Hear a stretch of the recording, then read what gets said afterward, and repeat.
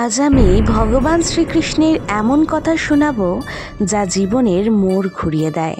ভগবান শ্রীকৃষ্ণ বলেছিলেন, জীবন না ভবিষ্যতে আছে আর না আছে অতীতে, জীবন তো কেবল এই মুহূর্তে আছে, অর্থাৎ এই মুহূর্তের অনুভব করাকেই জীবন বলে। তাই যারা কঠিন পরিস্থিতির মধ্যে আত্মহননের পথ বেছে নেয়, তাই তারা ভুল করছে, তাদের কখনো স্বর্গ লাভ হবে না।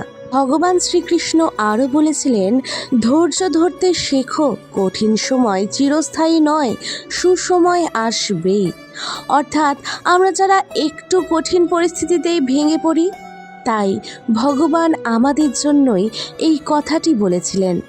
ভগবান শ্রীকৃষ্ণ আরও বলেছিলেন, ঠকেছ বলে কষ্ট পাচ্ছ, ঠকেছ বলে কষ্ট পেও না।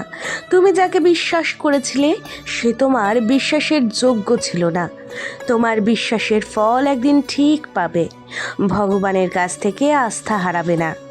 অর্থাৎ আমরা যারা কোনো মানুষের কাছ থেকে ঠকলে আমরা ভগবানের উপর আস্থা হারিয়ে ফেলি।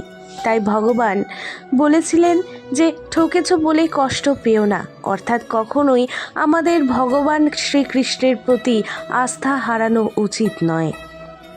ভগবান শ্রীকৃষ্ণ আরও বলেছিলেন, সুখ মানুষের জীবনে অহংকারের পরীক্ষা নেয়, আর দুঃখ মানুষের জীবনে ধৈর্যের পরীক্ষা নেয়।